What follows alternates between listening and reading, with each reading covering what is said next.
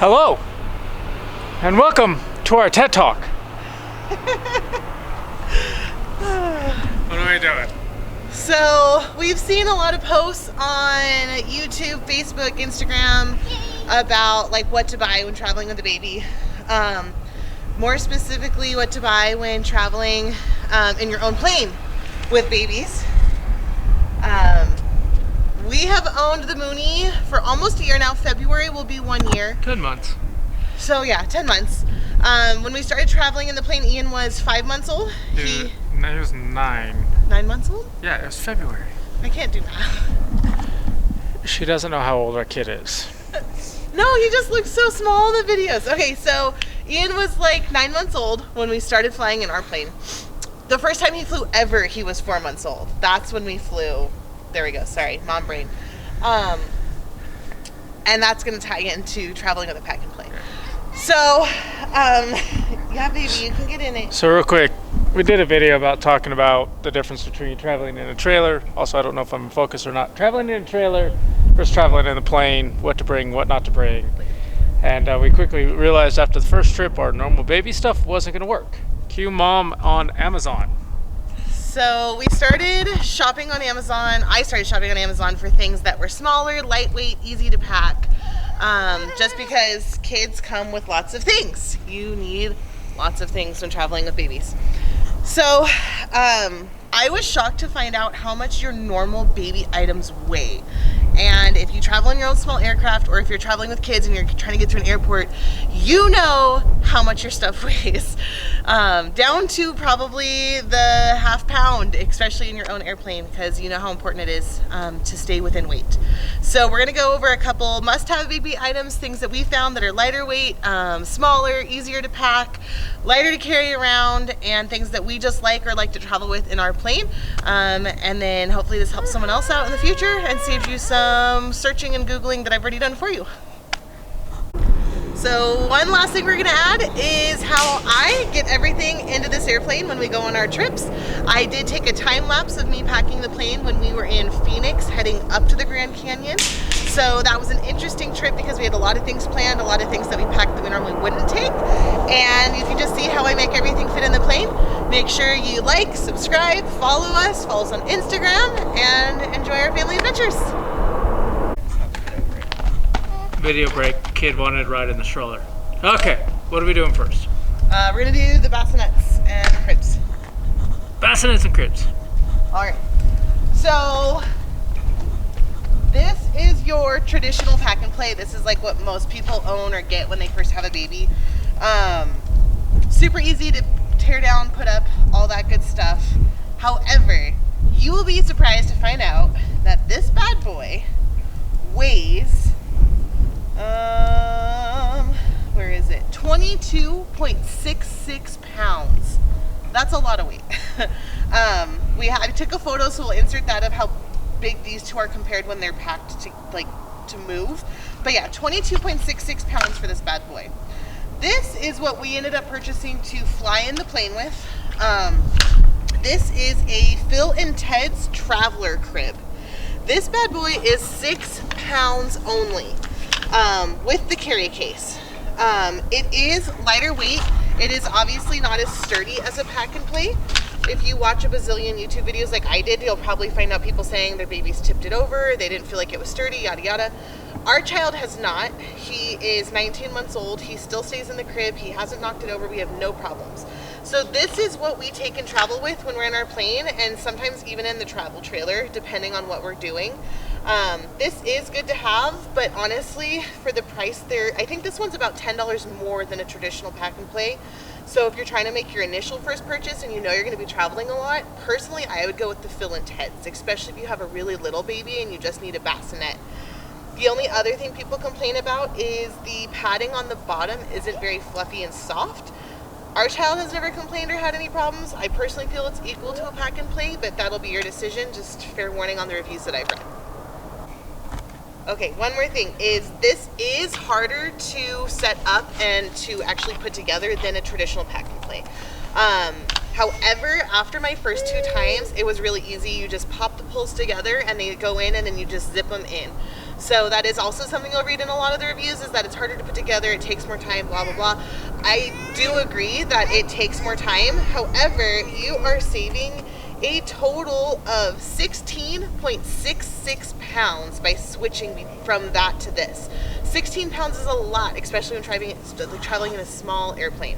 So that was worth the weight difference for me to put it together. 1. So next up is car seats. When your child is small enough to be in an infant seat, that is what we used when he was still in his infant seat.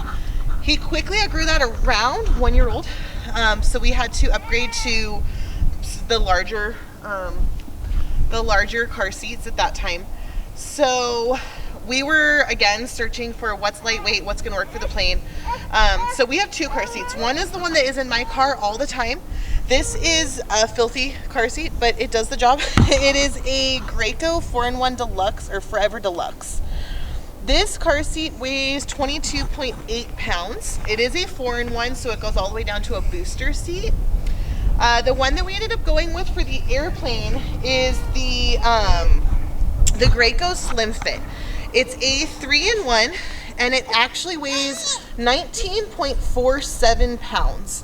So the difference is 3.33 pounds that you're saving by switching from the traditional Gracie to the Slim Fit. The Slim Fit is narrower than your traditional Gracie, which means that it'll fit better in the airplane. I think that it fits better in the airplane. It is slimmer as far as like the width of it. The cup holders also do collapse if you need it to be just a little bit skinnier.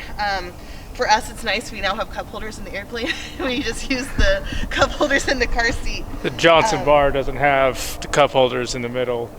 This is really nice. So it goes back behind the pilot seat because she's in the co-pilot seat, so she can easily reach back, grab Ian if you haven't seen those in this videos. But that's what he's in. We buckle it like a traditional, like in a car, because this is also, when we're not flying it, it's in my truck. It's what we use. One of the things is it can't fit backwards facing. All the way up, though, by the so way. It does extend. It can't fit backwards facing in the plane. It has to fit forward facing. That's just something with the Mooney. Full disclosure, it doesn't fit backwards facing in my truck. We had to put it in the middle seat for him to be legal backwards facing. What's that? So one other thing I wanted to add on this is so that was also something else when looking at car seats. So typically you want your child rear facing until they're 2 years old or 40 pounds in a car. That's the law. So of course we want our child to be safe in our airplane. In the event of a crash, we want them to be as safe as possible also. So we also looked at safety ratings and which ones were okay for sizes. So this one went forward facing as early as 22 pounds and it passed all the crash test ratings, which is another reason that we went with this car seat for the airplane. Is it was capable of caring for a 22-pound infant forward facing. So another reason that we chose this one for traveling in the airplane. And we will put links to all these in the description. What? Kid wants to play on the plane. Okay, baby transportation. So as we know, you need a stroller to carry your child or your stuff, quite frankly, typically. So we're going to discuss about what we use and what we don't use and what we've tried to use that works best for us on the plane. This is our Chico stroller. This was the one that our infant car seat clicked into. That's why we ended up getting it. It is a one-hand fold, which was one of the big reasons that I did want this one. So it does fold super easy with one hand so you can carry your child. However, you can see even when it's closed, it's still pretty large. So here's the wagon that we end up using most of the time, which you can see just size difference. This one fits in the plane a lot easier than a car seat. This does come off in the event that we need to fit it somewhere, but quite frankly, we usually just use the wagon. It's easier to carry our kid and our stuff. So this one just folds out really easy, and then Ian just sits in it. When he was smaller, we would actually lay him in it, like you would almost like a carriage bassinet stroller. But he loves it. He sits in it. We have no problems. We just take it everywhere with us. This handle does come down to make it even smaller. Comes right up. And then the stroller here is your traditional stroller. So weight-wise, what, baby? You stopped moving, Mom. Okay, so let's talk weight here. We did the weights on everything. Okay, so the foldable wagon is 12.1 pounds, and the stroller is 18 pounds. So just the switch, you're saving 5.9 pounds, which is almost a whole gallon of fuel, just by switching to the wagon. So this is what we use when we travel. It helps us carry our stuff and our child, who's being very clingy today. It is also nap time. So, yeah. So that's what we use in the plane. Okay, so we almost forgot to discuss our muffs that we've been using. These are infant muffs that we bought on Amazon when Ian was really small. These are the bands. They were like, I want to say like $9 or $15. These worked really, really good until recently, because they push on the edges of Ian's ears. So they're fine for a few minutes, but for long flights, he would start having pressure like right here on his ears. As you can tell, he enjoys wearing them. He has no problems with them. So we actually just recently switched from these bands to walkers. These are adult slim fit noise canceling headphones. The noise canceling doesn't really work on planes because it's designed for shooting, but you can see that the padded area is a little bit bigger to accommodate his growing ears. I have not found toddler sized muff yet, so if you have, let us know so we can look at them. So we switched from infants to adult slim fits. They seem to be working great for us. We have no problems with either of them. He doesn't usually mind wearing them, especially in the plane. So there's that. And I think that's it. I don't know what else we could discuss.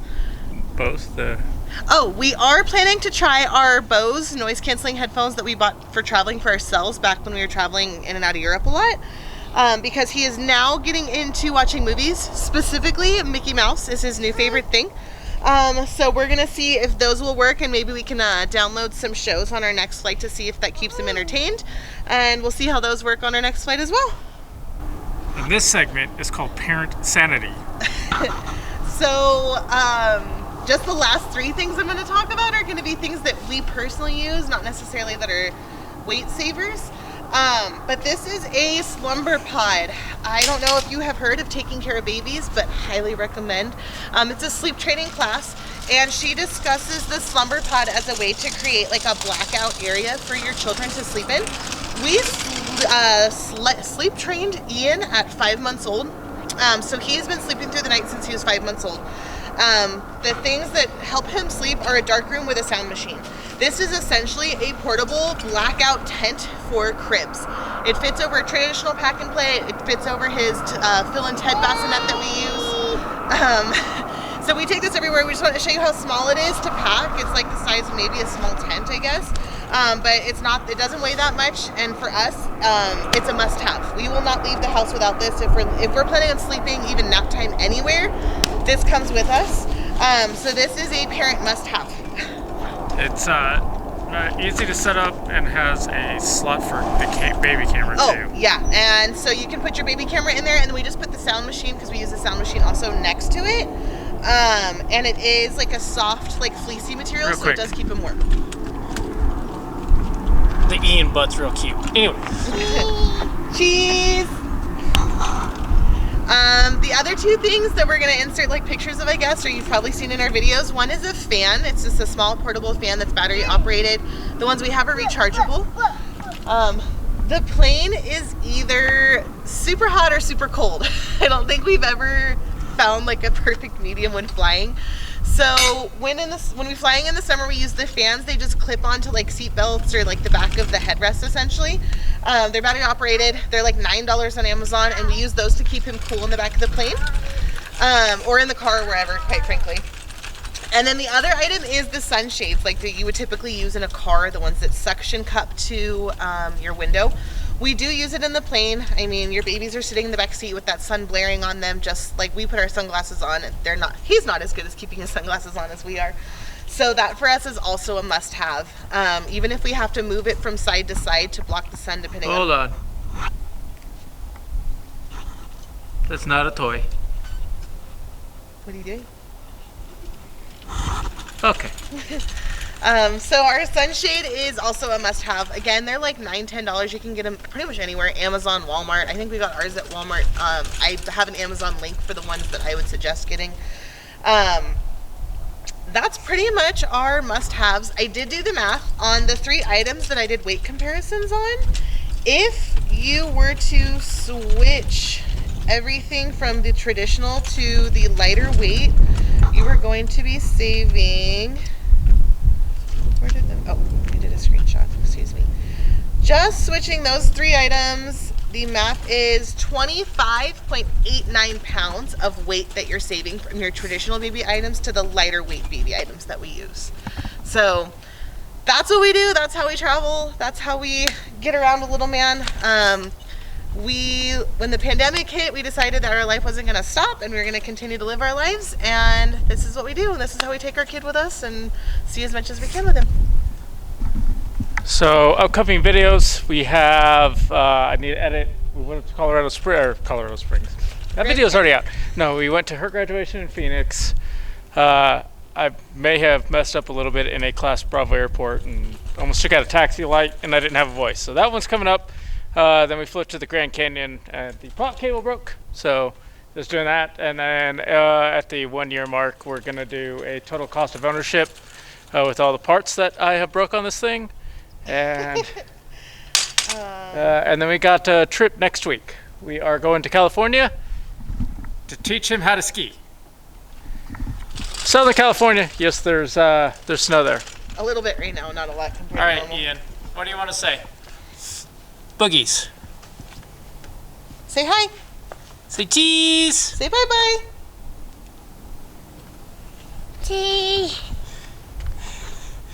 Cheese.